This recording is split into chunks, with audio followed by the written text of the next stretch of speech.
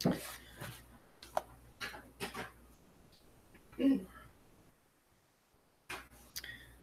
the Cula-Malunkyovada or Malunkyaputta Sutta. The reason why I said it's called both, but the principle is called Malunkyaputta. As Buddhism developed, many of the accommodations and embellishments made to the Buddha's teachings were done to provide answers to those great existential questions that the Buddha avoided. When looked at closely and in the context of Four Noble Truths, many of these questions have an underlying motive of establishing a permanent self in a physical or a speculative non-physical realm. Is that clear to everyone, what I'm saying here? Yes, no? I can't see your faces very well, so okay, thank you. The Sutta. The Buddha was at Jita's Grove, Anathapindika's monastery. One of the monks of the sangha, Malunkyaputta, was in seclusion when the thought occurred to him. The Buddha does not give an answer when asked these certain questions, and those questions are, is the cosmos eternal or not eternal? Is the cosmos finite or infinite?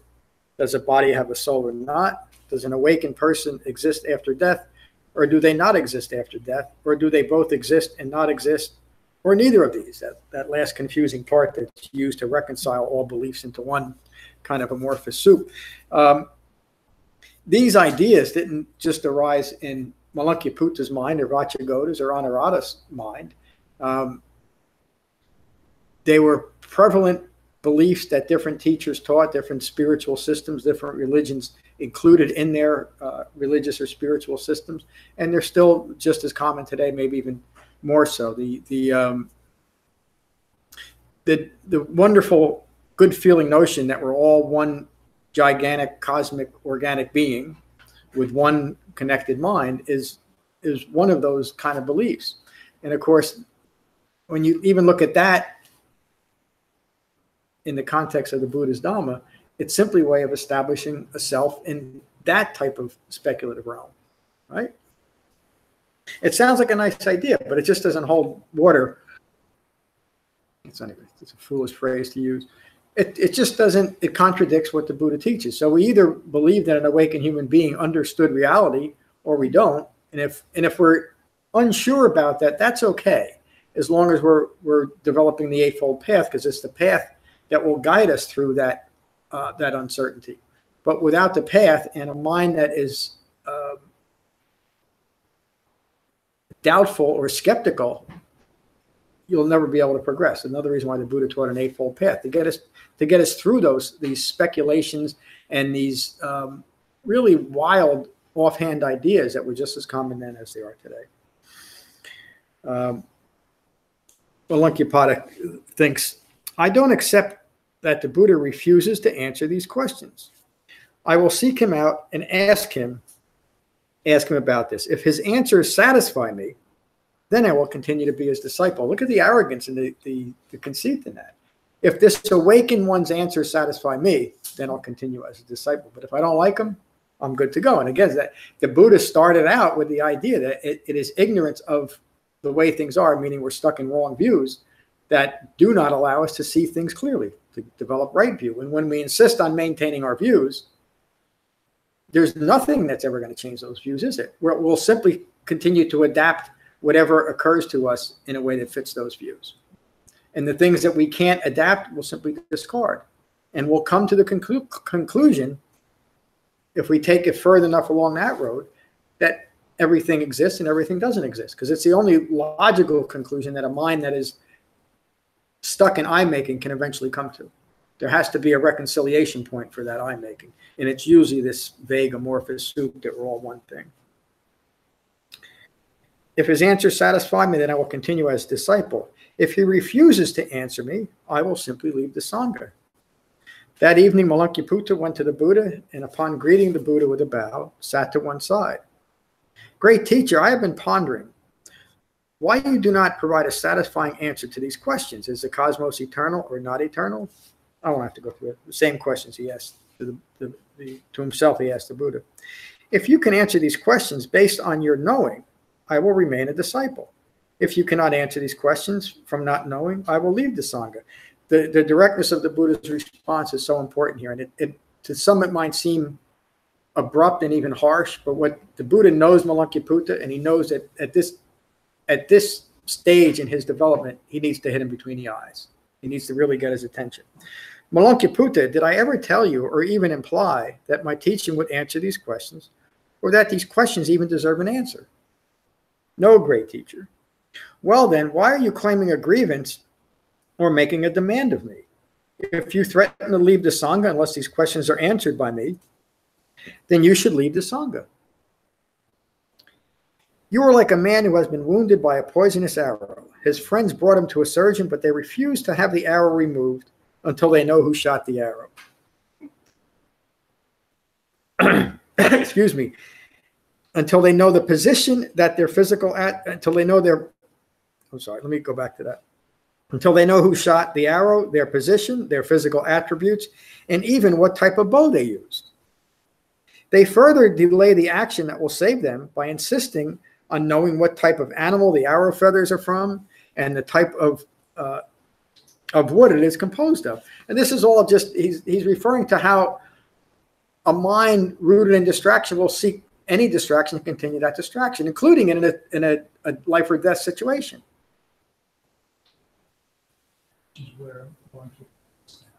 Yes, exactly. Malunkyaputta is at the point in his understanding where it literally is life or death as far as his developing the Dhamma.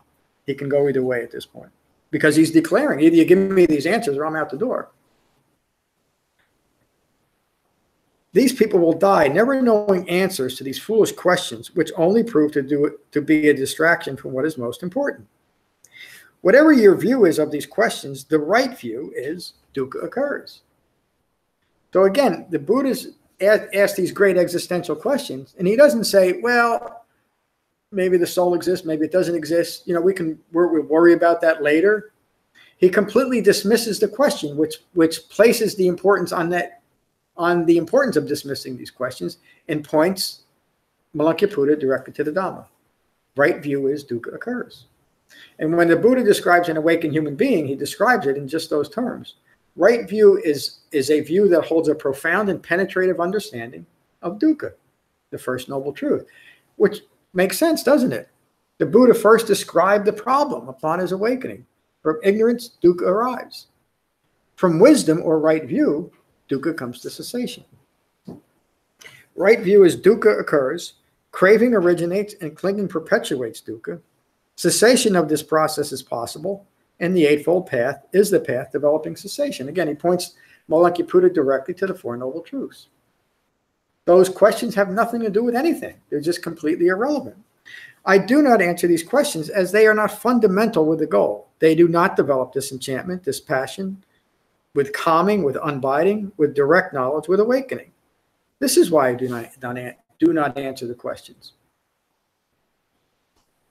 I do make it very clear, though, that dukkha occurs, craving originates, and clinging continues dukkha. Cessation of this process is possible, and the Eightfold Path develops cessation. I make this very clear for one purpose. This develops disenchantment, dispassion. This develops calm and unbinding.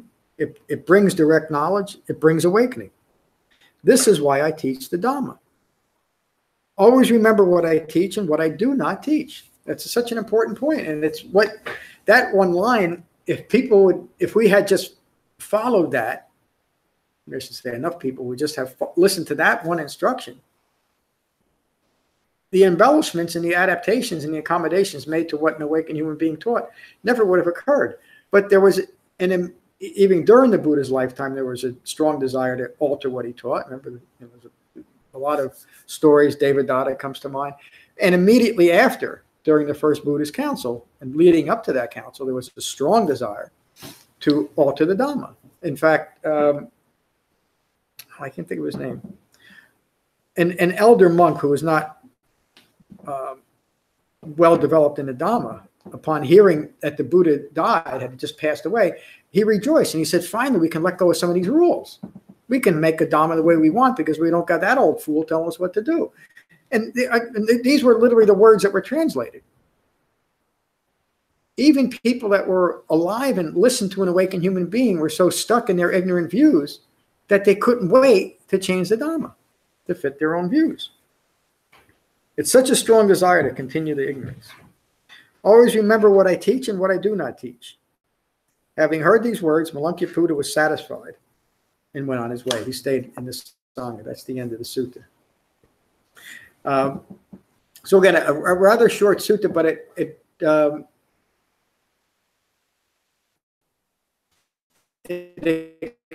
expands a little bit more and doesn't teach these things incorrectly. I teach what I teach, and I don't teach side of the Dhamma. And the Buddha spent 45 years of his life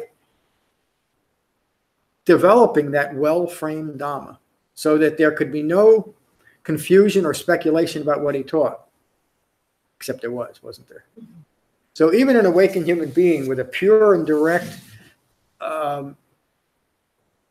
extraordinary, let me see how many extraordinary words I can put on that. Simple, direct, easily understood, takes a little effort. There's still this idea of fitting the Dhamma to fit the views that I have, which is the essence of the problem, wrong views,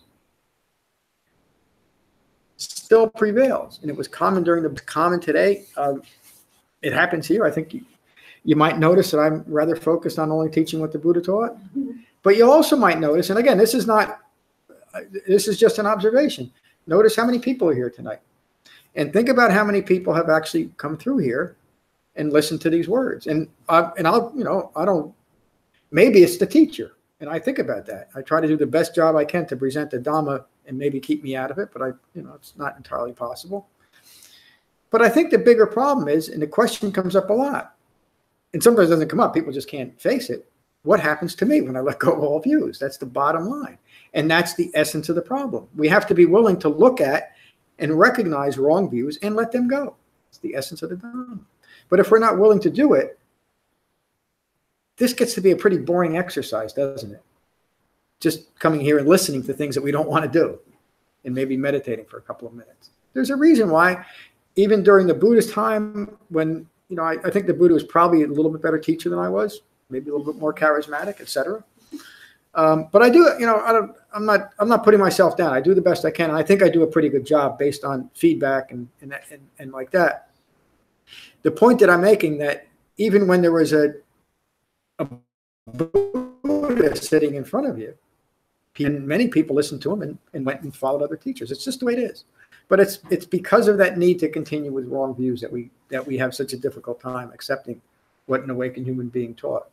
And the idea of refuge, if we're really going to take refuge in the Dhamma, it has to be done at some point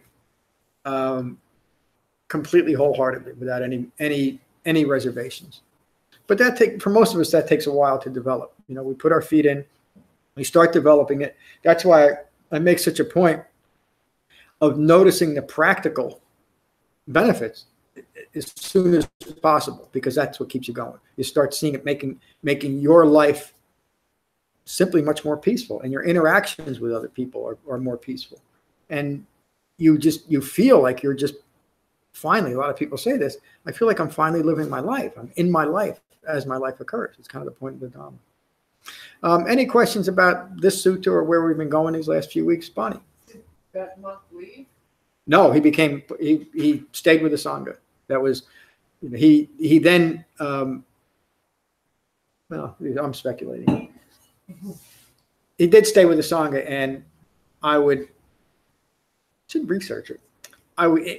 It was probably the last bit of instruction or encouragement that he needed to fully develop the Dhamma. Any other questions about the sutta? We'll go around the room. Yeah, please. Pardon me? I'm getting called. Sure. Ram, good to see you tonight. I was just pondering on my previous teacher, who spent his whole life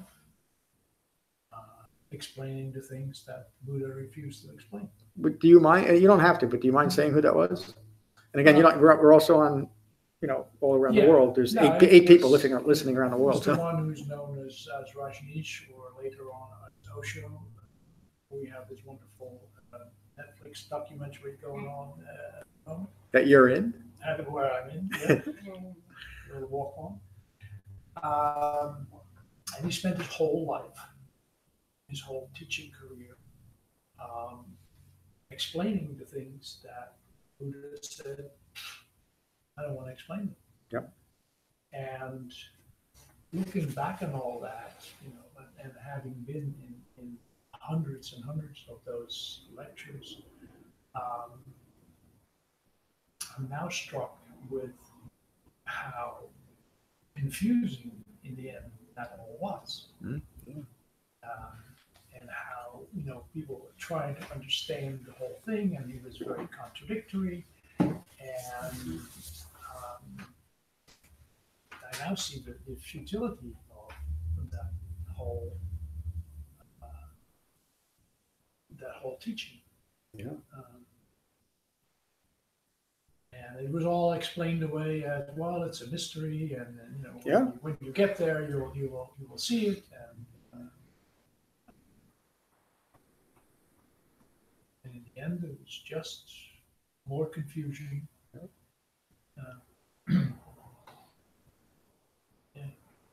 So I'm glad to be here. I'm glad you're here too. And those you can say that, and I don't know, I'm not putting words in your mouth, because it's easy to say what a waste of time. Mm-hmm. And I could say that the first 15, 20 years in modern Buddhism was a waste of time to me. And in some ways it was, but it also gave me the perspective to know what it is and what it isn't. Right. And that's probably as important as anything else. Although I wonder what it would have been like if I just came across me instead of, or came across these teachings. Right. I don't know where I would have been. The process of me being there was, in my view now, there was something to it, and it got me to this point where I am. Yeah. Now. Having seen, what foolish questions will get you. Yeah, and that confusion is a necessary part of that a whole scene like that, not just Osho's, but and the answer is usually that it's a great mystery. We can't know it until, and even some of the fallen Buddhist teachers, modern times, and the ones that have their sangha, and it's still going on, usually excuses away their behavior by saying, well, they're so awakened that they're beyond it. Well, how can that be? That doesn't, again, but the confusion that goes along with it is a convenient way to continue to ignore ignorance. And it's then at that point, it's just all a matter of maintaining it. So it's important to see it. It's unfortunate. But when you understand the nature of what the Buddha awakened to, it's also understandable too. It's not, and in that way, it's not right or wrong. People that fall into or even profess a false dharma, they're just rooted in the same ignorance as everyone else is. So it's it's a big deal and it's not a big deal. It's just the way it is. It's part of, let's say it this way, the confusing and contradictory dharmas are explained in the First Noble Truth. Dukkha occurs, rooted in ignorance. Lorna, good to see you tonight. Good to be here.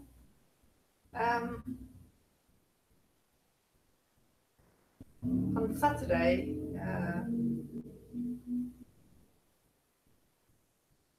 I said that I sort of got the expression where the Buddha said he'd left the world behind, and meaning he had understood these five clinging aggregates and he wasn't driven by them anymore, which gave him the option of thinking what he wants to think, when he wants to think it, etc., etc. Just being in that position. Yeah. So I've sort of just been dwelling on the, just thinking how wonderful that could be. If you ever got in that position, how wonderful it would be. Anyway, as far as my own practice, I think I'm doing quite well. You can almost say that one, this is one of the hindrances, that you just start thinking about bigger questions or questions that aren't nothing to do with the Dhamma whatsoever. Yeah. They're just questions that cross your mind, and you think, "Oh, I'll go ask him and see what he thinks about it." Yeah. You know, but again, there's nothing to do with the Dhamma, and you can just see it as just a, you know, one big, massive hindrance, and just you're just trying to develop your who you think you are by chasing after these questions and trying to get an answer to these questions to build yourself who you think, you know, who you think you are. So it's all I make.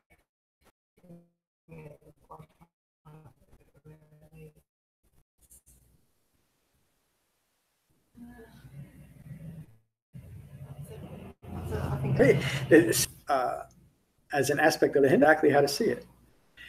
When we're engaging in the hindrances, they're all based on I-making. And so you could see it as the need for constant sensory stimulation, meaning I need my ideas and my views constantly validated. And very specifically, it's one of the hindrances is indifference, isn't it? It's indifferent to the Buddha's Dhamma to attach something to it. It's really saying, I know better than this awakened human being. And perhaps someone will come along that is more awakened than the Buddha. And if I come across him, I'll let you know. David, good to see you. Or if you come across him, let me know, please. It struck me the last 3 weeks, we spoke a little bit before class, each one of these sangha members, they were either a wanderer, forest dweller, or they were in seclusion. And it seems like they became susceptible, even though I'm guessing that they were well established, to these hindrances. They needed to look for more bells and more whistles with these questions. And they were so easily brought back in when they had the opportunity to have a direct teaching of the very core of the Dhamma. Yeah.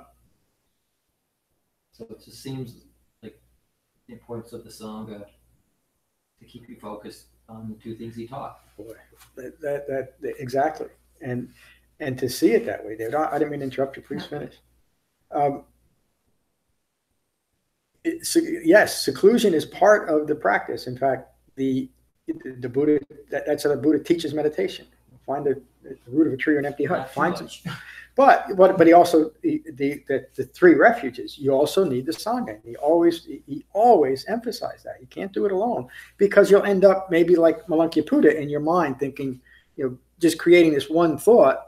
Well, this is an idea that I think I hold and I like to believe it, so the Buddha better answer it. And that's the kind of. But also remember, they all of the sangha members at that time practiced seclusion, but it doesn't mean that they lived separate from the sangha. Seclusion can also mean twice a day I go and meditate. So we don't know the level of the seclusion. Now, Vajragota was a wanderer. He came in and out of the sangha.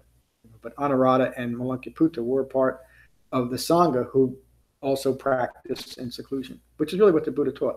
So you could say that you bring up another point too, this idea of many people only meditate in a group. And it usually means that they're kind of like people that go to church on Sunday, but kind of forget their religion during the rest of the week. And it's just not enough. So when I first started meditating, I used to drive up to New York State, maybe once every 2 months. And I'd meditate with him, and I'd be all excited about this was Zen meditation. I'd be all excited about it. And every time I left Sunday afternoon at 1 o'clock after a nice meal, I'm going to be back and I'll be meditating every day. And as soon as I got home, I don't have time to meditate. I don't want to. I needed that focus and the support of the sangha, even though it was something I didn't follow. But it's so important to have the reinforcement of like-minded people, because it's so easy for our thinking to get like Malunkyaputta and get distracted that way. We need the sangha. Thank you for bringing up such an important point. Bonnie, good to see you. Good to see you, John. It's just really good to be here and to be quiet and listen and acknowledge what arises and really fall away.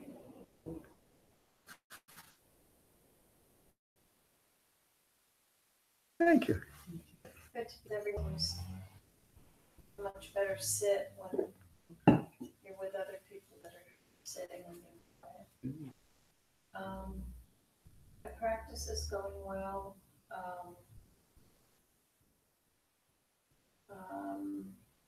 I don't really have anything more to say. I think that we can all admit that we do get distracted by the other questions. But that's what's so great about the simplicity of the way we're being taught. Yeah. And that it's simple, but it's not easy. Yep. Thank you. That'd be good to see you tonight. I don't have that much to say either. I guess I can just comment on that last Saturday's class when we talked about this is not me, this is not mine, this is not myself. I feel like I've been trying to integrate that into my practice. Good. And hold on. Helpful. And other than that, I don't have but the sitting there. I'm glad you're here too. That is the essence of the Dhamma too, to recognize none of this is me, none of this is mine, none of this is myself. It depersonalize everything, because nothing is personal. How could it be? When you look at things clearly, how could anything be personal except we make it so? We take it on ourselves. You were mentioning Osho. There's quite a few characters like that through history that gained great fame and great spiritual following because of some people would say miracle, some people would say sleight of hand. I tend to I'm not going to say who it is. In fact, I can think of two people, but well-known people that would perform miracles in front of you as a way of getting you to follow them, and they really had not much to teach, much like and it, at first some of the things that they did was awe-inspiring until I went home and I thought, what good was that to me? And at first it was boy, that would be great to learn to bilocate or to have, another great miracle was to have fire just spontaneously erupt in your hand, and then that's just a magician's trick. But these have these psychic powers is so strong too for some people. But think about it. Why would you want psychic powers? Why wouldn't you want to awaken? I want psychic powers because then I have control over you. Or at least you'll look at me differently, wouldn't you? Because I can do these wondrous things. But isn't the most wonderful thing to teach people how to be peaceful and happy? Bilocate or have fire in your hand or anything else? Bilocate? Bilocate is the ability to be in two places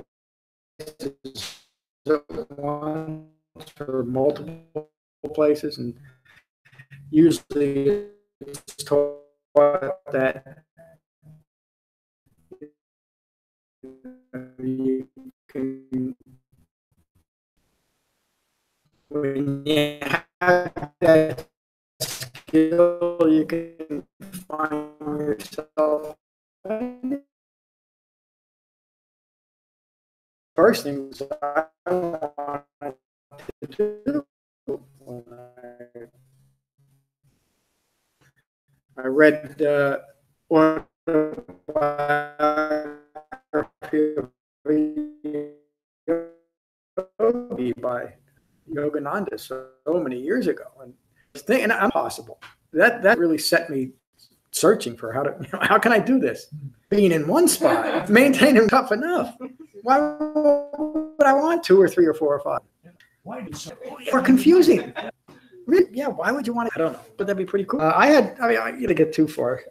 Hawaiian teacher for a few years in Hawaii, and the Hawaiian, really beautiful and wonderful. Amazing George Naopi, we called him Uncle George, honorific. He was a true kumahula, which means kuma means a level teacher, really kind of and he was a kumahula, which means that he taught hula.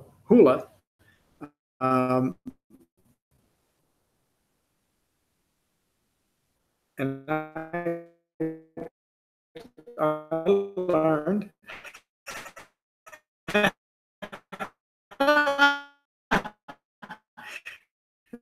I used to do it, but I learned not to put on shows for hula. There's pictures. Hula is a way of communicating. It has nothing to do with the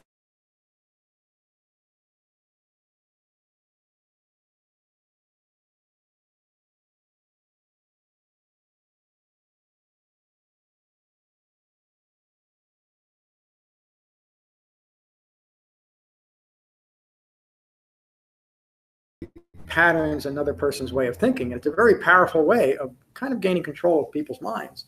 And she had me believing all kinds of things and traveling over the cosmos. And she would put whole groups of us in really a trance.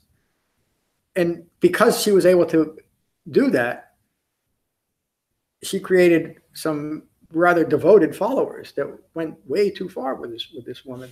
It took me and another person 2 additional trips. We were asked to be on her staff to realize what was going on. And that was another mess. But the point that I'm making is I fell into this trap by this person because she was teaching powers that I wanted. She wasn't teaching me anything useful to develop my own peace and happiness, and she didn't care to. And again, this is what she did. What she was teaching was rooted in her own ignorance, but I followed it. And I spent a lot of money chasing after these dreams of learning how to bilocate and read people's minds. It was just a waste of time, you know. But it seemed like she had something to offer. And it really wasn't until I found out what the Buddha was teaching and why he taught it. It wasn't to escape this world. It was a way to live in this world without being in the world, to leave the world behind. And it just remarkable teachings. Okay. I think that's all. Any other questions or comments? Just say one thing. Actually. Sure. I'm always more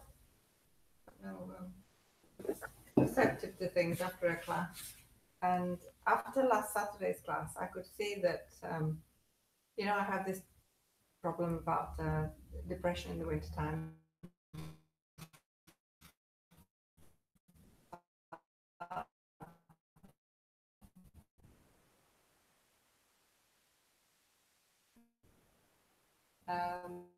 I could see that doing that time of the year, and I could see I do that to myself. I create my own depression. Yes, it's just what powerful, and now you can do it too. Yeah. But I've kind of lost the train of it now. And then you lose it. Yeah. But I could see it on Saturday. I could understand the flip side of wanting days like today. I could see the flip side, and it's through wanting days like I have at the moment that I create my own depression. Yeah. I saw it as clear as day. What a brilliant thing to see. Just because there's a lot of people listening, I should say that some people with depression can't just take to the Eightfold Path. They need a little bit more assistance. So again, I'm just saying that because this goes out there.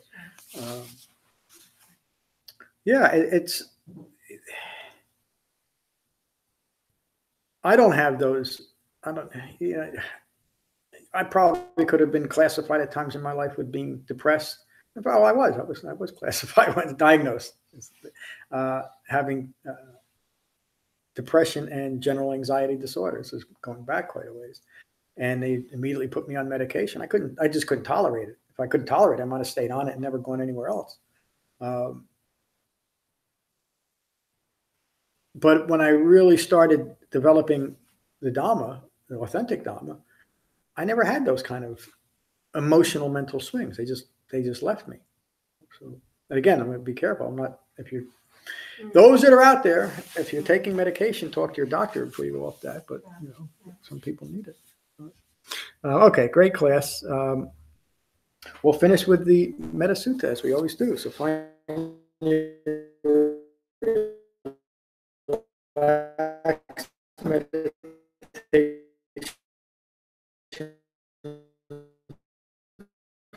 posture, and gently close your eyes and gently close your mouths.